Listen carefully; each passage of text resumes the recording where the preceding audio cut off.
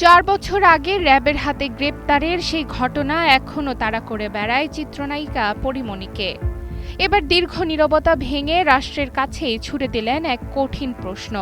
আমার সম্মান কি ফিরিয়ে দেবে রাষ্ট্র?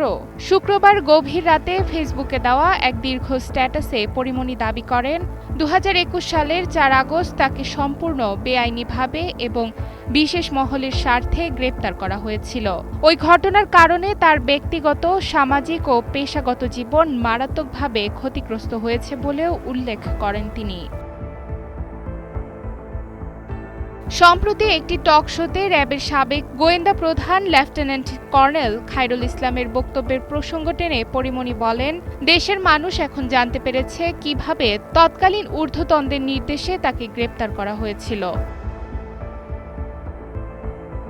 টানা ২৮ দিন কারাগারে থাকার অভিজ্ঞতাকে জীবনের সবচেয়ে ভয়াবহ সময় উল্লেখ করে অভিনেত্রী বলেন, তার সম্মান, চরিত্র ও নৈতিকতাকে যেভাবে প্রশ্নবিদ্ধ করা হয়েছে সেই ক্ষত আজও শুকায়নি। তবে প্রতিশোধ নয়, সত্য ও ন্যায় বিচার চান পরীমনি।